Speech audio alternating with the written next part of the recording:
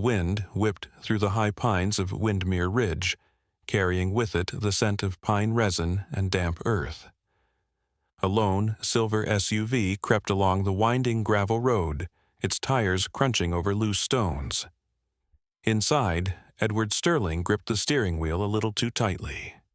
His knuckles were pale, his jaw clenched, and his eyes darted to the rearview mirror now and then, not out of caution, but something darker. The sun was beginning to set, casting golden streaks across the jagged cliffs that bordered the forest. In the back seat, Helena sat quietly in her wheelchair. Her 6-year-old face was pale but sweet, with delicate features and wide blue eyes that held more depth than a child should carry. A white fleece blanket was tucked around her legs, though it was mostly for comfort. She didn't feel her legs anymore, not since the accident. She held her stuffed bunny, worn and soft, against her chest. And beside the SUV, just barely visible in the trees, followed Storm. Storm wasn't any ordinary horse. A white stallion with a coat that shimmered like frost. He had once belonged to Helena's late grandfather, and had never really taken to anyone since, until Helena. They had bonded in a way that Edward could never understand. That bond, however, was the very thing Edward resented. "We're almost there, sweetheart," Edward said, his voice tight with false warmth. Helena didn't respond. She stared out the window at the trees flashing by. Storm was out there somewhere. She could feel him. The car came to a halt at a clearing near the cliffside, far from any marked trail. Edward got out, walked around, and opened her door with an exaggerated smile. "I've got a surprise for you," he said, pulling her wheelchair from the back and setting it beside her. Helena hesitated but allowed herself to be lifted and placed in the chair. The wheels squeaked slightly as he pushed her toward the edge of the clearing. Beyond the tree line, the land opened up to reveal the canyon, a yawning mouth of earth with jagged rocks and a steep drop to the forest floor below. Storm stopped just inside the woods, nostrils flaring, ears twitching. Something was wrong, very wrong. Edward's voice softened, almost like a prayer. "You know, sweetie, life's hard. Some people aren't strong enough to keep going. They drag others down. Sometimes it's better to let go." Helena blinked. "Daddy?" His hands clenched the back of her chair. Storm neighed sharply from the trees. Helena turned her head toward the sound. "Storm?" And then everything happened too fast. Edward shoved the wheelchair forward. The chair rolled over uneven ground, bouncing once, twice, before it caught a rock. Helena was thrown forward, tumbling toward the cliff's edge. But instead of going over, her small frame caught between two slabs of jutting stone, wedged and hanging just feet above the abyss. Storm reared, thundering through the clearing, his hooves pounding the earth. Edward turned and ran. Storm skidded to a stop near the ledge. He peered down, eyes wide and wild, then snorted as he paced along the edge, searching for a way down. His instincts told him to run. Horses didn't climb cliffs, but something deeper, older, held him there. Helena whimpered, her fingers clinging to the rock. "Storm!"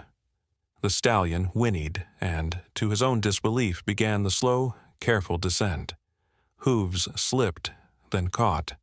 Dust clouded around him. Inch by inch, he reached her. When Storm finally got close, he nudged her gently, pressing his warm body beside hers to shield her from the dropping temperature. His breath steamed in the growing cold. He lay down beside her, curling around her fragile form, and kept watch as the night rolled in. Up above, the forest was still. A lone owl hooted in the distance. Edward's SUV was gone, but down in the rocks, Helena breathed, shallow, frightened, alive, and Storm never closed his eyes. By dawn, the frost had crept in. Helena's fingers were stiff, her lips pale, but she was still there, clinging to life. Storm stood and stretched, lifting his head to the wind. Then he let out a sound that seemed to come from deep within his chest, a powerful, echoing cry that bounced off the cliffs and carried into the trees. Miles away, in a small ranch cabin, Marina Carter stopped mid-pour of her morning coffee. She turned toward the window. "Did you hear that?" she asked her husband. John Carter, already pulling on his boots, narrowed his eyes toward the tree line. "That sounded like a horse." She grabbed her coat. "Let's go." The morning air was crisp as Marina Carter guided her old red pickup truck down the winding back road that edged the forest. Beside her, John scanned the woods with a furrowed brow, his hands resting tensely on his knees. "There," Marina said suddenly, pointing toward a break in the trees. "That's the old Bluff Trail. Hardly anyone uses it anymore." John nodded. "Let's take it." They turned off the main path and bumped along a narrow dirt road, overgrown with weeds and half hidden by pine needles. As the truck climbed higher, the scent of dew and pine thickened. And then, just as the sun broke over the ridge, they saw the tracks. Hoof prints and wheelchair marks in the soft earth, veering dangerously close to the cliff's edge. Marina slammed on the brakes and jumped out. Her eyes followed the markings until she gasped. John, down there. Through the early morning mist, at the base of the cliff, nestled among craggy rocks and frost, was a white stallion, Storm, and beside him a child, barely moving. Marina's heart nearly stopped. "Get the rope," John said, already unloading gear from the back. Within minutes, they had secured a harness, and Marina was rappelling down the face of the cliff like she'd done back in her search and rescue days. Her fingers were raw by the time her boots hit the rocky ledge, but she barely noticed.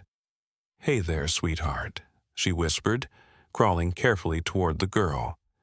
"I've got you." Helena didn't respond, her lips blue from the cold. Storm let out a low whinny, stepping aside just enough for Marina to reach the child. "It's okay, boy," Marina said softly, reaching out to stroke his mane. "You did good." Storm lowered his head, nuzzling Helena's hand gently. Marina wrapped the girl in an emergency blanket and secured her into the lift harness. "She's light," she called up. "Pull slow." Helena rose slowly, her body swaying in the air as John hoisted her to safety. Marina stayed behind for a moment, stroking Storm's forehead. "You stayed with her all night," she said, her voice choked. "You knew. You just knew." Storm blinked slowly, then took a deep breath and stepped back as if giving his blessing. Back at the truck, John laid Helena gently in the back seat, covering her in warm blankets and rubbing her hands. She stirred slightly, her voice no louder than a breath. "Storm." John exchanged a look with Marina. "That horse, he's no ordinary animal." They loaded her into the truck and turned toward the nearest medical center in Fairhill, 20 miles away. Marina looked back at Storm, standing at the edge of the woods. He didn't follow. He just watched. Helena awoke later that afternoon in a hospital bed, surrounded by the sterile scent of antiseptic and the beeping of machines.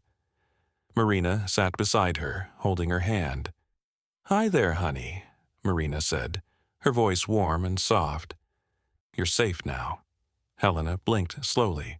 "Storm, is he okay?" "He's fine," Marina assured her. "He stayed with you all night, never left your side." Helena tried to smile, but her face crumpled instead. "Where's my dad?" That question hung in the air. Marina hesitated. He left before we found you," she said gently. "But we called the sheriff. They're trying to find him now." Tears welled in Helena's eyes. "He pushed me." Marina felt her stomach drop. She squeezed the girl's hand. I believe you, sweetheart. Later that evening, as the nurses checked Helena's vitals and the doctor reviewed her condition, Marina stepped outside to make a call. "Frank," she said when the sheriff picked up, "it's Marina Carter. We've got a situation, and it's bad. The little girl said her father tried to kill her." There was a long pause. "I'll be there in 20 minutes. True to his word, Sheriff Frank Doyle arrived shortly after, his boots echoing on the tile as he entered the hospital room. He was in his early 50s, solidly built, with a weathered face and calm, steady eyes. He knelt beside Helena. "Hi, Helena. I'm Sheriff Doyle. Can I ask you a few questions?" Helena nodded slowly. "What's your daddy's name?" "Edward Sterling." "Do you remember what happened yesterday?" Helena swallowed. "He said we were going on a trip to see the mountains. But then he got quiet. We stopped by the cliff, and then he pushed me." Frank's jaw tightened. "You're very brave for telling me this. We're going to find him, okay?" Helena didn't answer, just held her bunny tighter. Outside, Frank turned to Marina and John. "Edward Sterling's a name I recognize. Big-shot business guy, owns property all over the state, but no one's seen much of him lately." "He's dangerous," Marina said. "He left her there to die." Frank nodded grimly. "I'll put out an alert statewide. If he's still in Oregon, we'll find him." Meanwhile, Storm had made his way back to the woods, but something was different now. He lingered near the Carter Ranch's outer fence line, pacing, ears flicking, as if unsure where he belonged. The bond with Helena wasn't broken. It was waiting. Marina noticed him from the window that night. "He hasn't left," she murmured. "He's waiting for her." John joined her at the window. "Then maybe we should bring him in, let him stay." "He won't stay in a stall," Marina said with a soft laugh. "He's wild, but he's loyal." They stood in silence, watching the stallion under the moonlight. "He saved her life," Marina whispered. "Now we need to save hers." By the time Helena was well enough to sit up in bed and eat solid food, a week had passed. But the questions hadn't stopped, not from the doctors, not from Sheriff Doyle, and not from the media circling like vultures outside the hospital. Marina and John tried to shield her from it all, but the tension was seeping into every quiet moment. She hadn't spoken much, just a few words here and there, but every time someone mentioned Storm, her eyes lit up, just for a second. That flicker of life kept Marina going. "You sure you want to take her out of here?" the nurse asked one morning as Marina signed discharge papers. "She needs more than a hospital bed," Marina said, zipping Helena's hoodie up to her chin. "She needs peace." And so, Helena left the hospital bundled in layers, her small hands clutching the worn stuffed bunny she refused to let go of. John waited by the truck, engine already humming. They drove in silence. Helena watched out the window as trees blurred past, her gaze far away. But when they turned onto the gravel road leading to the Carter Ranch, she straightened. And there, near the fence line, stood Storm, unmoving, majestic, as if he'd been waiting for this exact moment. Marina pulled the truck to a stop. "You want to see him?" she asked gently. Helena didn't speak, but she pushed the door open and climbed down slowly. Her legs were still shaky, but her feet found the ground. She took a few steps, then paused. Storm lifted his head. "Go ahead," Marina whispered. Helena walked forward, step by uncertain step. Storm waited until she was close, then lowered his head and nuzzled her shoulder so softly it looked like a kiss. A tear slid down Helena's cheek. "You came back," she whispered. Storm nickered quietly, as if answering. From the porch, John exhaled deeply. "I've seen a lot of horses in my life," he said. "Never seen one like him." Marina folded her arms, watching them. "He's not just any horse." "No," John agreed. "He's something else." Over the next few days, Helena began to thaw. She helped Marina brush the horses, fed chickens with John, and even giggled, just once, when a goat tried to steal her toast. But the shadow of her father never left. Sheriff Doyle visited often, each time with more updates and more concern. "We've tracked Edward's car to Idaho," he said one afternoon. "But he used a fake ID to check into a motel. He's running."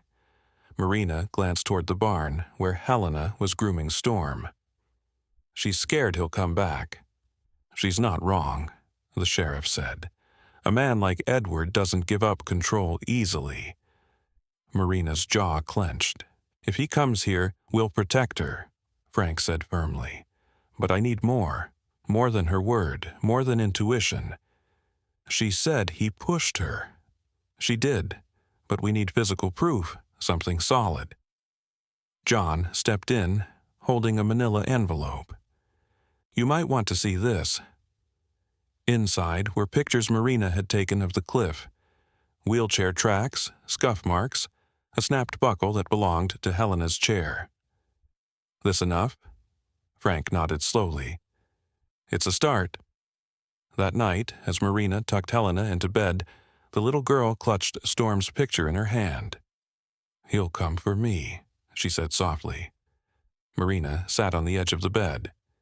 "And if he does, we'll be ready." Helena turned to face her. Why did he do it? Marina hesitated.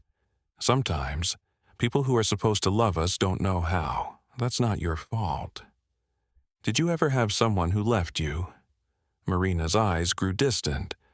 "Yeah," she said. "My mom, when I was a little older than you, but I found people who stayed, people like John."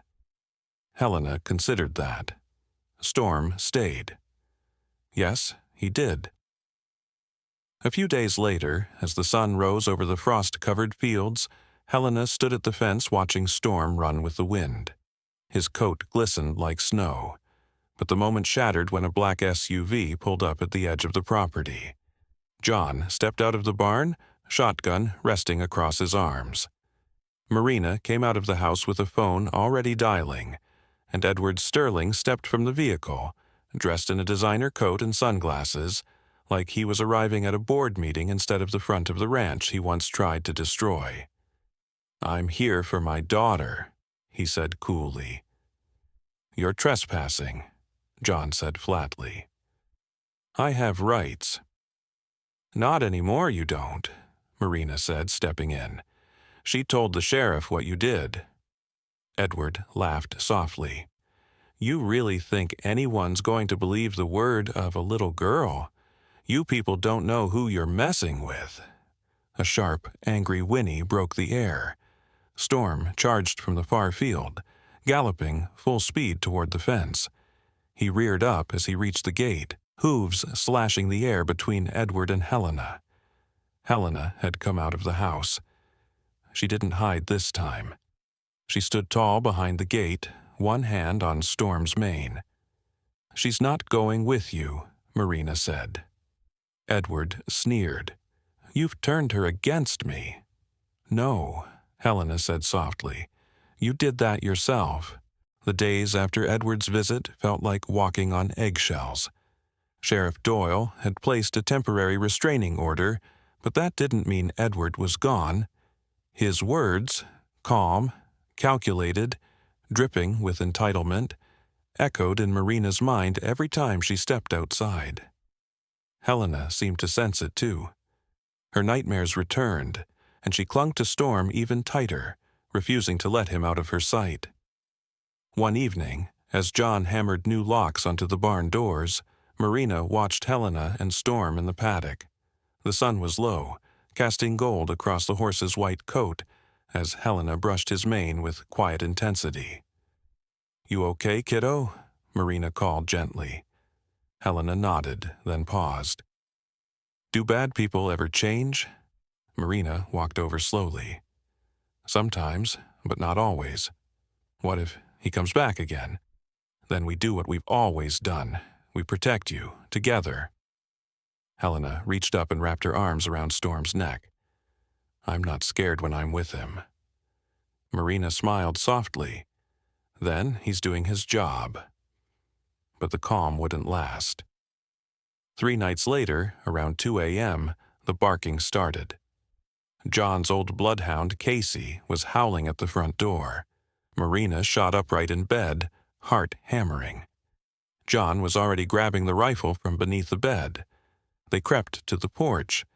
Headlights cut through the dark, half a mile down the road. "Could just be a neighbor," Marina said, though her voice lacked conviction. John narrowed his eyes. "Or it's him." The vehicle stopped. The headlights went dark. Silence, then screeching tires. The car reversed and sped away. The next morning, they found boot prints near the barn and fence line. Someone had tried to unlatch the gate. Sheriff Doyle came out personally that afternoon. "He's testing your defenses," he said grimly, "seeing how far he can go." Marina's hands trembled as she poured coffee into his thermos. "You think he'll try to take her? He's not stupid enough to pull something in daylight, but night's another story." Helena sat quietly at the kitchen table, hands folded in her lap. "We can't go outside at night anymore, can we?" John crouched beside her. "Not until we know you're safe, sweetheart." Helena glanced out the window at Storm. "Then I want him inside."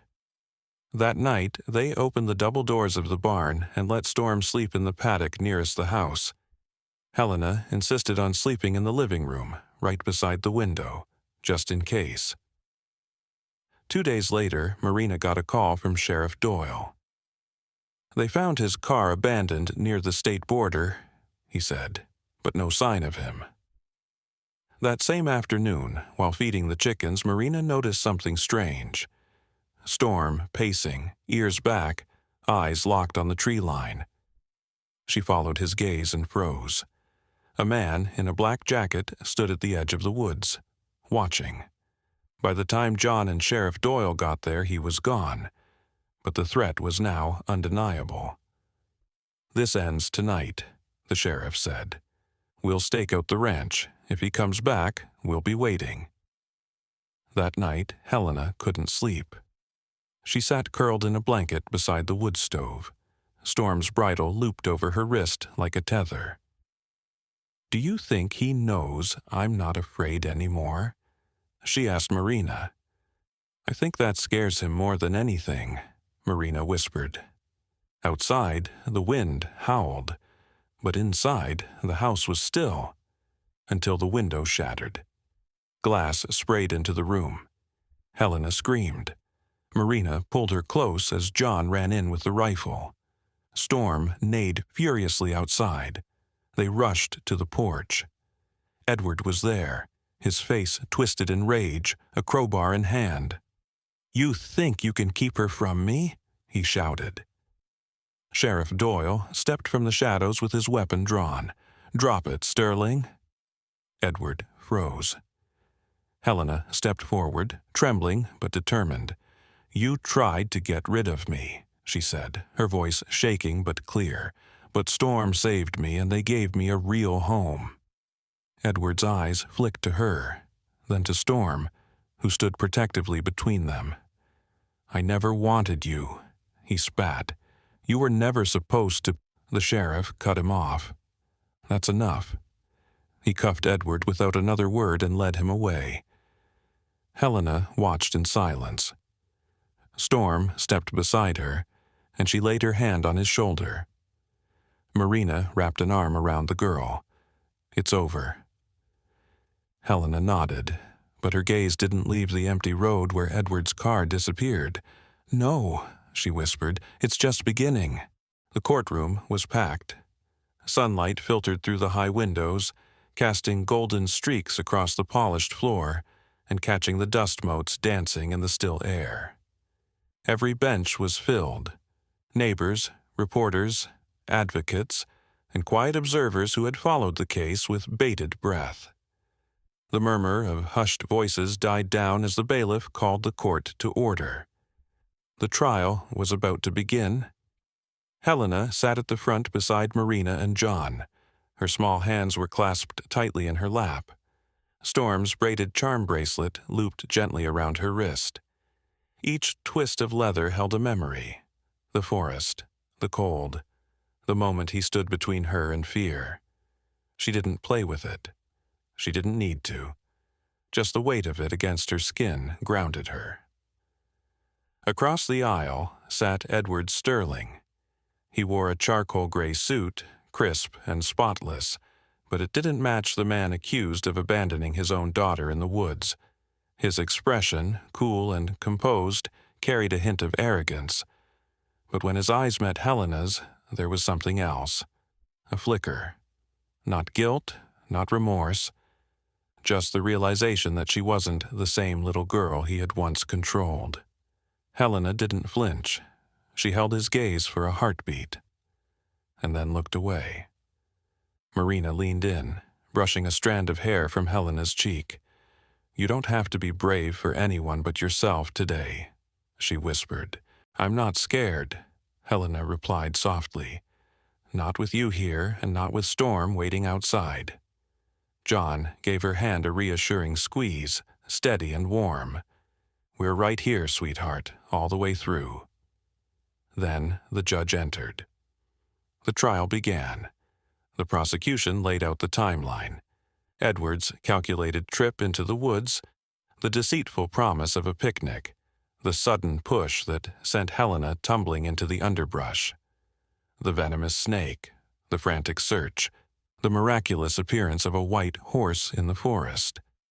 Then Edward's return days later, posing as a distraught father, all while plotting to take her back by force. Witness after witness took the stand. First responders described the condition they found Helena in.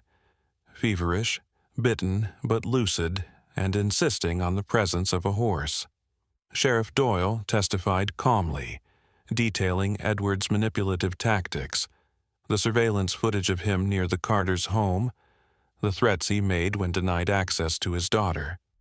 Then came the moment everyone was waiting for. Helena's testimony. She walked slowly to the witness stand, her pink sneakers barely making a sound on the hardwood floor. She climbed onto the seat with quiet dignity, barely taller than the microphone. The courtroom fell utterly silent. She looked first at the judge, then at Edward. Her voice was clear, unwavering. "My father took me into the woods," she said. "He told me it was a special trip, but he pushed me. I hit the ground and rolled down a hill. Then a snake bit me." She paused, swallowing hard. Her knuckles whitened where she gripped the edge of the witness stand. "I remember screaming. I was so cold. I thought I was going to die, but then the white horse came." A few people in the audience shifted, glancing at each other, but no one interrupted. "He stayed with me," she said. "He didn't leave, not even when I passed out. He was there when Marina and John found me. He saved my life." Edward's attorney rose for cross-examination. He was gentle, polished. He tried to poke holes. "Helena, is it possible you imagined the horse? You were very sick, weren't you? You had a fever." Helena didn't miss a beat. "Storm was real. He's waiting outside right now. You can ask him yourself." Soft laughter rippled through the room, followed by a hush. Even the judge's mouth twitched, just slightly. No further questions were asked. Later that afternoon, the jury returned. "Guilty on all counts," the foreperson said. Edward showed no reaction. He didn't look at Helena, didn't look at anyone. For the first time since the trial began, his eyes stayed fixed on a blank point straight ahead as the bailiff cuffed his wrists and led him from the room. Outside the courthouse, the spring air was warm and bright. A crowd had gathered, cameras flashing, murmurs rising as Storm came into view. He stood tall beside the trailer, his white coat gleaming in the sunlight, ears perked, nostrils flaring as if he sensed the shift in the air. The moment Helena emerged from the courthouse, Storm nickered softly and stepped forward. She ran to him, her arms wrapping around his strong neck. He lowered his head and pressed his forehead gently to hers. "You kept your promise," she whispered, tears slipping down her cheeks. "Now, I'm going to keep mine." 6 months later, the ranch looked different. Where there had once been quiet fields and a small farmhouse, there was now life, laughter, color, and hope. Children ran through the paddocks with wide eyes and even wider smiles. Horses moved gently under careful guidance, their hooves echoing over the soft ground. The wind carried the scent of hay, lilac, and something new: healing. Marina and John had adopted Helena in the early spring, in a simple ceremony under the big oak tree. Friends and neighbors gathered with flowers and homemade pies, and Storm wore a flower crown woven by the kids. He photobombed every picture, nudging elbows and snuffling hair. But the most beautiful change came just after the adoption, when they opened the Haven, a therapy center for children and rescued animals. Word spread quickly. Families came from across the county and beyond. Kids who had known fear, who carried invisible scars, arrived with guarded eyes and left with muddy boots and laughter in their voices. Storm was the centerpiece of it all, gentle, patient, a living legend. Helena, too, had bloomed. Once quiet and unsure, she now moved with purpose. She helped with chores, comforted nervous newcomers, and led Storm through obstacle courses like a pro. She even started sketching again, filling notebook after notebook with pictures of horses, trees, and a place that felt like home.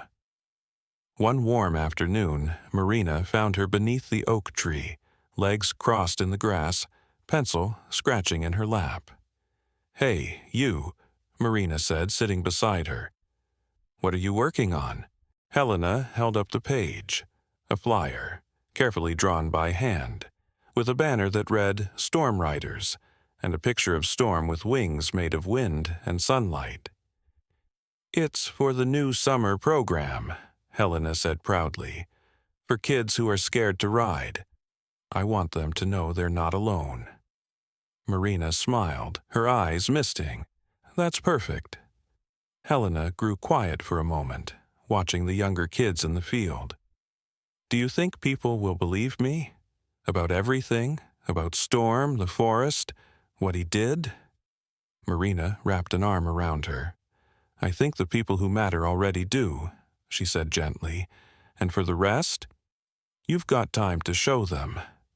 Storm trotted over then, his mane lifted by the breeze, and nuzzled Helena's shoulder. She laughed, hugging him tightly. Looking out across the field, at the children riding, the dogs playing, the sky overhead soft with clouds, Helena whispered, "I'm not afraid anymore."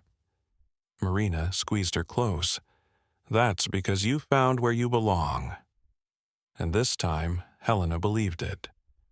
Completely.